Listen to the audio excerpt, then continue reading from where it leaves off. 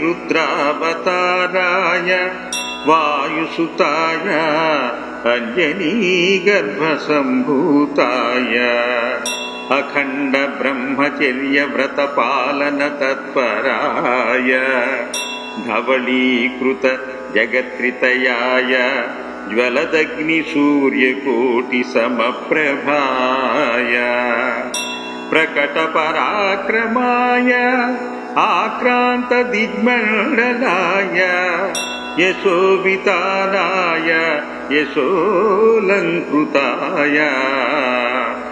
शोभिताननाय महासामर्थ्याय महातेजपुञ्जविराजमानाय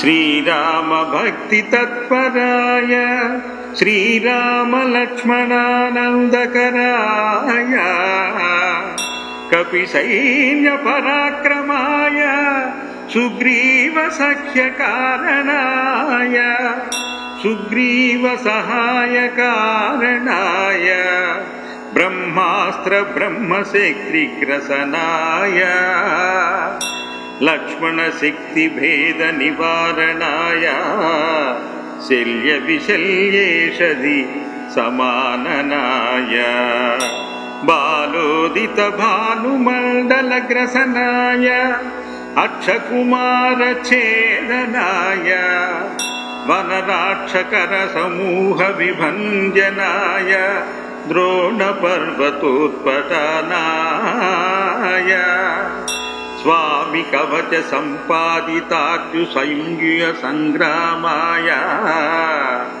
गम्भीरशब्दोदयाय द्रोणपर्वतोत्पाटनाय स्वामि कवच सम्पादितात्युसंयुगसङ्ग्रामाय गम्भीरशब्दोदयाय दक्षिणाशामार्ताण्डाय मेरुपर्वत पीठकार्चनाय दावानलकालाग्निरुद्राय समुद्रलङ्घनाय सीताश्वासनाय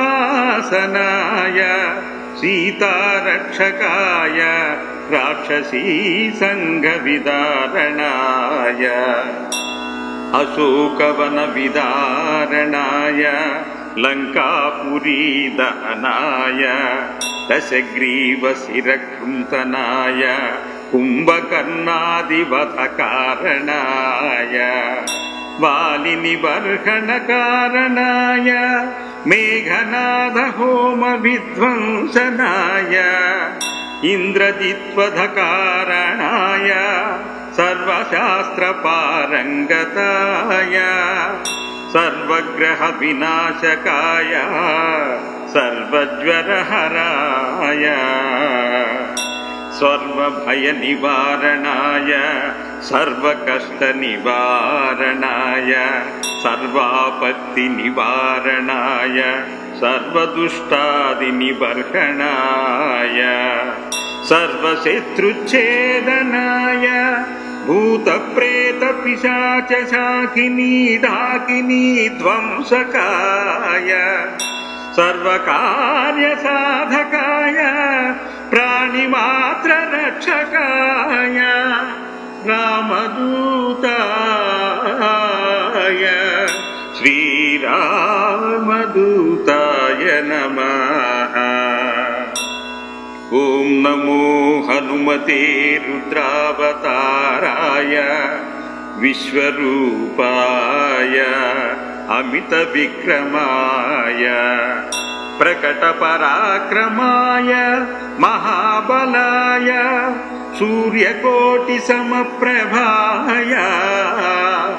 रामदूताय नमः। ॐ नमो रुद्रावताराय रामसेवकाय रामभक्तितत्पराय रामहृदयाय लक्ष्मणशक्तिभेदनिवारणाय लक्ष्मणरक्षकाय दुष्टनिबर्हणाय नमः। ಓಂ ಹನುಮತೆ ರುದ್ರಾವತಾರಾಯ ಸರ್ವಶತ್ರು ಸಂಹಾರಣಾಯ ಸರ್ವರೋಗಹರಾಯ ಸರ್ವವಶೀಕರಾಯ ರಾಮದೂತಾಯ ನಮೋ ನಮಃ. ಓಂ ನಮೋ ಹನುಮತೆ ರುದ್ರಾವತಾರಾಯ ದೇವದಾನವರ್ಷಿ ಮುನಿವರದಾಯ ಶ್ರೀರಾಮದೂತಾಯ ನಮಃ. ಓಂ ನಮೋ ಹನುಮತೆ ರುದ್ರಾವತಾರಾಯ ಭಕ್ತಜನ ಮನಕಲ್ಪನಾ ಕಲ್ಪದ್ರುಮಾಯ ದುಷ್ಟಮನೋರಥ ಸ್ತಂಭನಾಯ ಪ್ರಭಂಜನ ಪ್ರಾಣಿಪ್ರಿಯಾಯ ಮಹಾಬಲ ಪರಾಕ್ರಮಾಯ ಮಹಾವಿಪತ್ತಿ ನಿವಾರಣಾಯ ಪುತ್ರ ಪೌತ್ರ ಧನಧಾನ್ಯಾದಿ ವಿವಿಧ ಸಂಪತ್ಪ್ರದಾಯ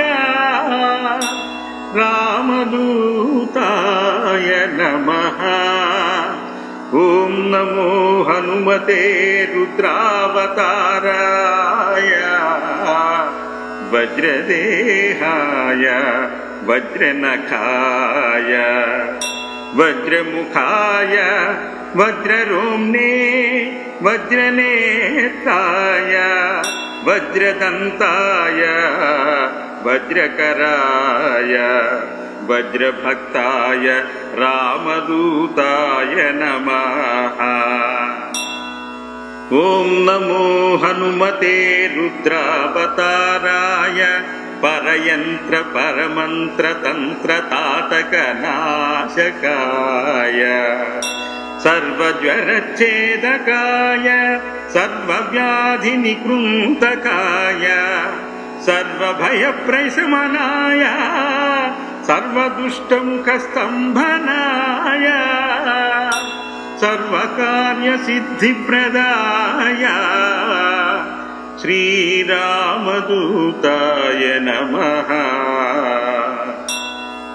ಓಂ ನಮೋ ಹನುಮತೆ ರುದ್ರಾವತಾರಾಯ ದೇವದಾನವ ಯಕ್ಷ ರಾಕ್ಷಸ ಭೂತ ಪ್ರೇತ ಪಿಶಾಚ ಢಾಕಿನಿ ಶಾಕಿನಿ ದುಷ್ಟಗ್ರಹ ಬಂಧನಾಯ ರಾಮದೂತಾಯ ನಮಃ. ರಾಮದೂತಾಯ ನಮಃ. ಓಂ ನಮೋ ಹನುಮತೆ ರುದ್ರಾವತಾರಾಯ ಪಂಚವದನಾಯ ಪೂರ್ವಮುಖೇ ಕರಾಲವದನಾಯ ನಾರಸಿಂಹ ಸಕಲ ಭೂತ ಪ್ರೇತ ದಮನಾಯ ರಾಮದೂತಾಯ ನಮಃ.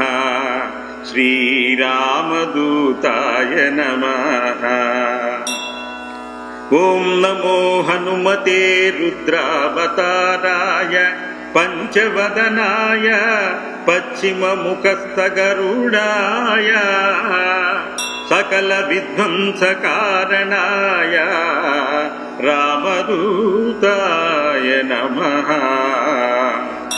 ಓಂ ನಮೋ ಹನುಮತೆ ರುದ್ರಾವತಾರಾಯ ಪಂಚವದನಾಯ ಉತ್ತರಮುಖೇ ಆದಿವರಾಹಾಯ ಸಕಲ ಸಂಪತ್ಕರಾಯ ರಾಮದೂತಾಯ ನಮಃ. ಓಂ ನಮೋ ಹನುಮತೆ ರುದ್ರಾವತಾರಾಯ ಸರ್ವಗ್ರಹಾನ್ ಭೂತ ಭವಿಷ್ಯತ್ ವರ್ತಮಾನಾಯ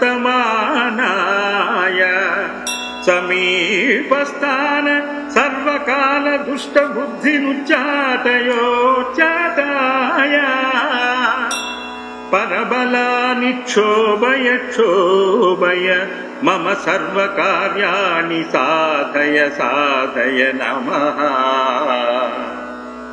ಓಂ ನಮೋ ಹನುಮತೆ ರುದ್ರಾವತಾರಾಯ ಪರಂಕೃತ ಯಂತ್ರ ಮಂತ್ರ ದುರಹಂಕಾರ ಭೂತ ಪ್ರೇತ ಪಿಶಾಚ ಪರದೃಷ್ಟಿ ಸರ್ವ ವಿಘ್ನ ತರ್ಜನ ಶಸ್ತ್ರದಕ್ರ ವಿದ್ಯಾ ಸರ್ವಗ್ರಹ ಭಯಂ ನಿವಾರಾಯ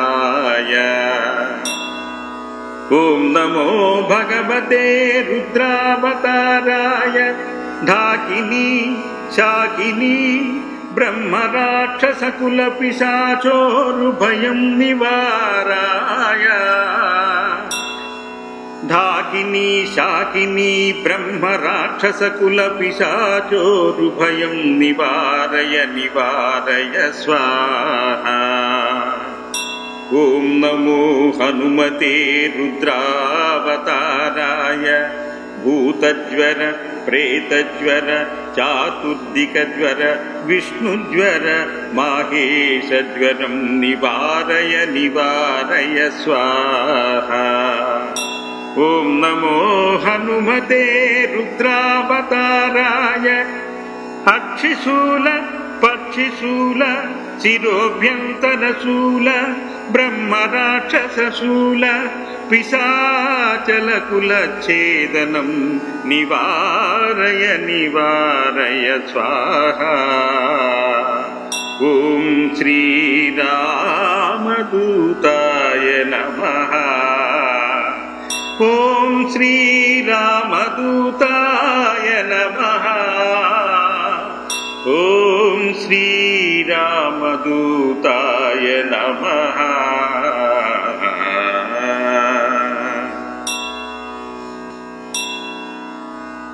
ॐ नमो हनुमते रुद्रावताराय वायुसुताय अंजनीगर्भसम्भूताय अखण्ड ब्रह्मचर्य व्रतपालन तत्पराय धवलीकृत जगत्त्रितयाय ज्वलदग्निसूर्यकोटिसमप्रभाय प्रकटपराक्रमाय आक्रांत दिग्मण्डलाय यशोवितानाय यशोलङ्कृताय शोभिताननाय महासामर्थ्याय महातेजपुञ्ज विराजमानाय श्रीराम भक्ति तत्पराय श्रीराम लक्ष्मणानन्दकराय कपिसैन्य पराक्रमाय सुग्रीव सख्य कारणाय सुग्रीव सहाय कारणाय ब्रह्मास्त्र ब्रह्मशक्तिग्रसनाय लक्ष्मण शक्ति भेद निवारणाय शल्य विशल्येषधि समाननाय बालोदित भानुमण्डलग्रसनाय अक्षकुमार छेदनाय वनराक्षकर समूह विभञ्जनाय द्रोण पर्वतोत्पतनाय स्वामी कवच सम्पादितार्जु संयुय संग्रामाय गंभीर शब्दोदयाय द्रोण पर्वतोत्पाटनाय स्वामी कवच सम्पादितार्जु संयुग संग्रामाय गंभीर शब्दोदयाय दक्षिणाशामार्ताण्डाय मेरु पर्वत पीठकार्चनाय दावानलकालाग्निरुद्राय समुद्रलङ्घनाय सीताश्वासनाय सीतारक्षकाय राक्षसी संघविदारणाय अशोकवन विदारणाय लंकापुरी दहनाय दशग्रीव शिरकृन्तनाय कुम्भकर्णादिवधकारणाय वालिनिबर्हणकारणाय मेघनाद होम विध्वंसनाय इन्द्रजित्वधकारणाय सर्वशास्त्रपारङ्गताय सर्वग्रह विनाशकाय सर्वज्वरहराय सर्वभयनिवारणाय सर्वकष्टनिवारणाय सर्वापत्तिनिवारणाय सर्वदुष्टादिनिबर्हणाय सर्वशत्रुच्छेदनाय भूतप्रेतपिशाचशाकिनी डाकिनी ध्वंसकाय सर्वकार्यसाधकाय प्राणिमात्ररक्षकाय रामदूताय श्रीरामदूताय नमः। ॐ नमो हनुमते रुद्रावताराय विश्वरूपाय अमितविक्रमाय प्रकटपराक्रमाय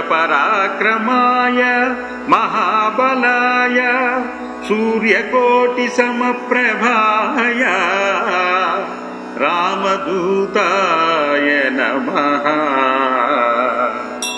ॐ नमो रुद्रावताराय रामसेवकाय रामभक्तितत्पराय रामहृदयाय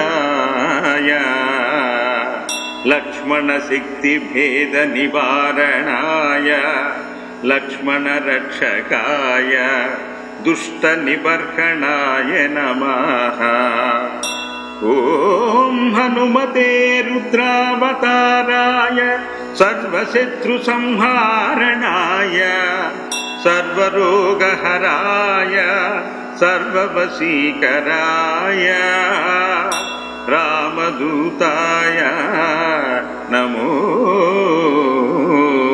नमः। ॐ नमो हनुमते रुद्रावताराय देवदानवर्षिमुनिवरदाय श्रीरामदूताय नमः।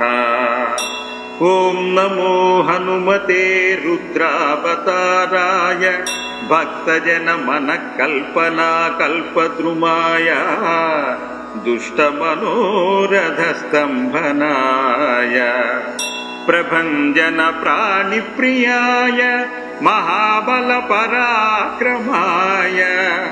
महाविपत्तिनिवारणाय पुत्रपौत्रधनधान्यादि विविधसम्पत्प्रदाय रामदूताय नमः। ॐ नमो हनुमते रुद्रावताराय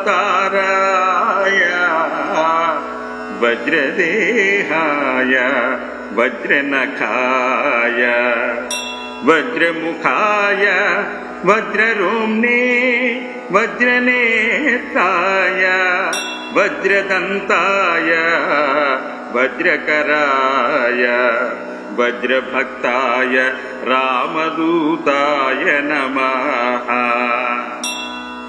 ॐ नमो हनुमते रुद्रावताराय परयन्त्र परमन्त्रतन्त्रताटकनाशकाय सर्वज्वरच्छेदकाय सर्वव्याधिनिकृन्तकाय सर्वभयप्रशमनाय सर्वदुष्टमुखस्तम्भनाय सर्वकार्यसिद्धिप्रदाय श्रीरामदूताय नमः। ॐ नमो हनुमते रुद्रावताराय देवदानवयक्षराक्षसभूतप्रेतपिशाचढाकिनी शाकिनी दुष्टग्रहबन्धनाय रामदूताय नमः। रामदूताय नमः। ॐ नमो हनुमते रुद्रावताराय पञ्चवदनाय पूर्वमुखे करालवदनाय नारसिंहा सकल भूतप्रेतदमनाय रामदूताय नमः। श्रीरामदूताय नमः। ॐ नमो हनुमते रुद्रावताराय पञ्चवदनाय पश्चिममुखस्थगरुडाय सकलविध्वंसकारणाय रामदूताय नमः। ॐ नमो हनुमते रुद्रावताराय पञ्चवदनाय उत्तरमुखे आदिवराहाय सकलसम्पत्कराय रामदूताय नमः। ॐ नमो हनुमते रुद्रावताराय सर्वग्रहान् भूतभविष्यद्वर्तमानाय समीपस्थान् सर्वकालदुष्टबुद्धिमुच्चाटयोच्चाटाय परबलानि क्षोभय मम सर्वकार्याणि साधय नमः। ॐ नमो हनुमते रुद्रावताराय परङ्कृतयन्त्रमन्त्रदुरहङ्कार भूतप्रेतपिशाच परदृष्टि सर्वविघ्नतर्जनचस्त्रदग्रविद्या सर्वग्रहभयं निवाराय। ॐ नमो भगवते रुद्रावताराय ढाकिनी शाकिनी ब्रह्मराक्षसकुलपिशाचोरुभयं निवाराय। ढाकिनी शाकिनी ब्रह्मराक्षसकुलपिशाचोरुभयं निवारय स्वाहा। ॐ नमो हनुमते रुद्रावताराय भूतज्वर प्रेतज्वर चातुर्दिकज्वर विष्णुज्वर माहेशज्वरं निवारय स्वाहा। ॐ नमो हनुमते रुद्रावताराय अक्षिशूल पक्षिशूल शिरोभ्यन्तरशूल ब्रह्मराक्षसशूल पिशाचलकुलच्छेदनं निवारय स्वाहा। ॐ श्रीरामदूताय नमः। ॐ श्रीरामदूताय नमः। ॐ श्रीरामदूताय नमः।